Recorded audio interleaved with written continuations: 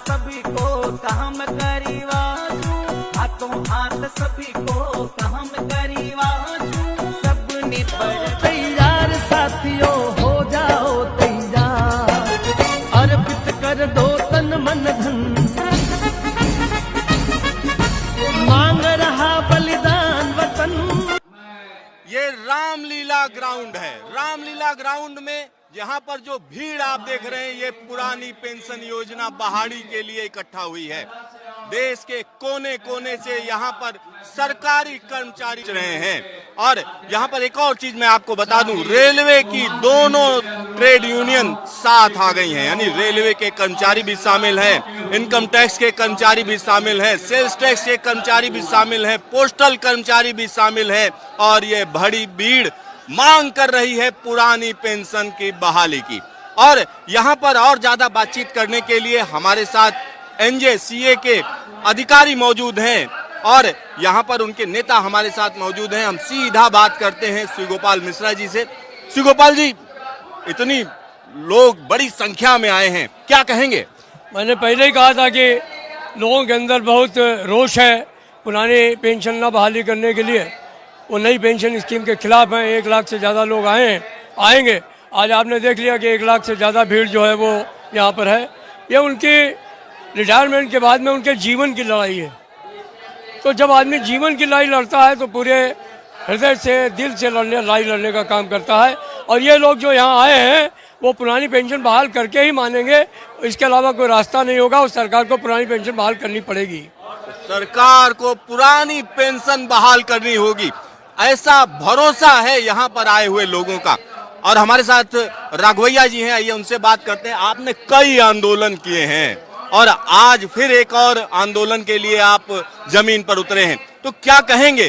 कौन कौन से यूनियंस आपके साथ शामिल हैं?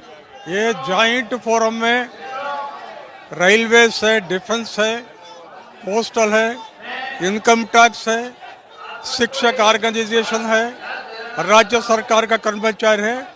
60 ऑर्गेनाइजेशन को एक सिंगल प्लेटफॉर्म पर मिलाए। ये हमारा एजेंडा है एनपीएस को रद्द कराना, पुराना पेंशन स्कीम को रिस्टोर कराना। एनपीएस को रद्द कराने का हमारा डिमांड पे मेरिट है।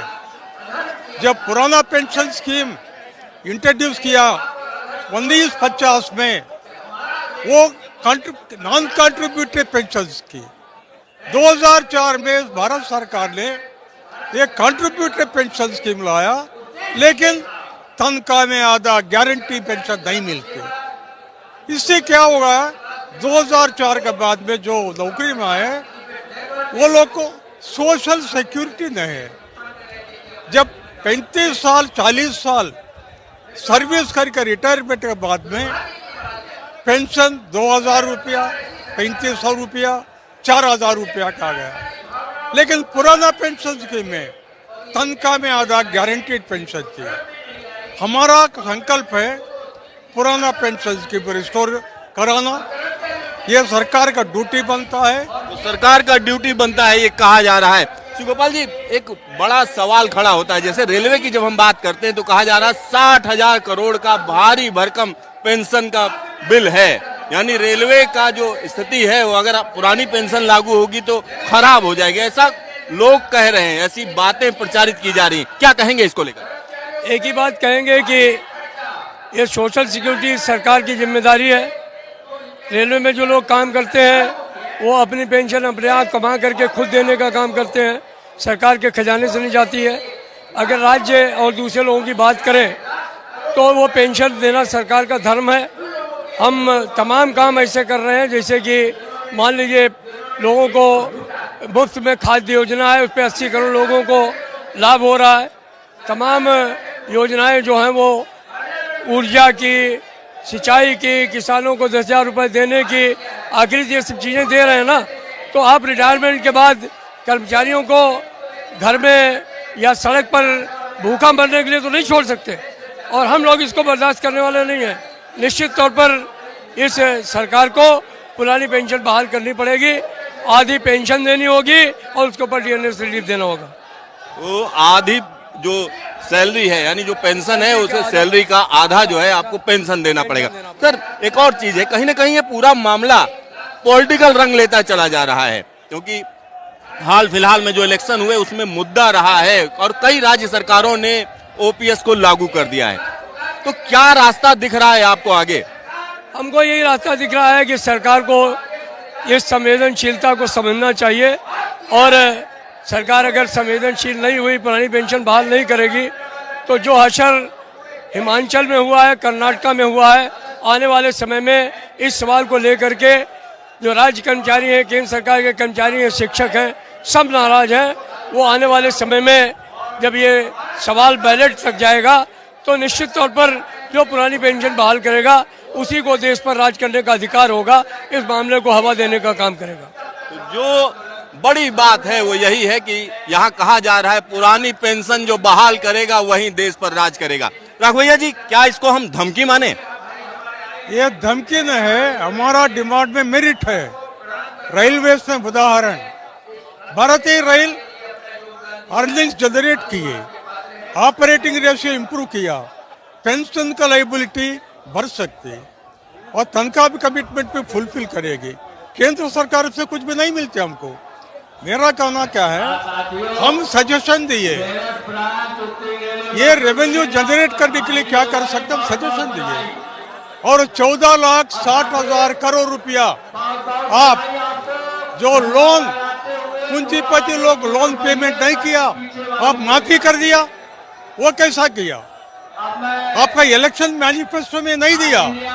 जब हमको वो सत्ता में आएंगे ये सब पूंजीपतियों का जो नॉन परफॉर्मेंस पैसा माफी करेंगे, आप कर दिया।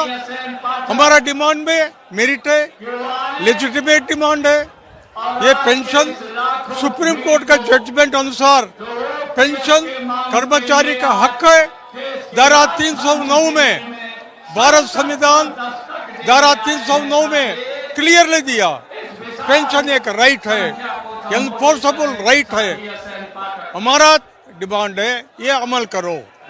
यहाँ पर बड़ी बात यह है कि पेंशन को अधिकार माना जा रहा है। साथ ही साथ यहाँ पर अगर हम ये बैनर देखें, बैनर पर भी लिखा हुआ है पुरानी पेंशन योजना बहाली संयुक्त मंच, यानी सारे के सारे सरकारी यूनियन साथ साथ आ गए हैं। तमाम लोग यहाँ पर मंच पर मौजूद हैं। आप देख सकते हैं कि बड़ी संख्या में 30 ऑर्गेनाइजेशन हैं जो साथ साथ आए हैं, और भी ऑर्गेनाइजेशन साथी जुड़ रहे हैं। जहां पर पेंशन बहाल हो चुकी है वहां के लोग भी इसको सपोर्ट कर रहे हैं, जहां नहीं बहाल हुई है वहां के लोग कहीं ना कहीं सड़क पर उतर रहे हैं। तो आने वाले दिनों में हम निश्चित तौर पर कह सकते हैं ये जो मांग है ये और तेजी पकड़ेगी।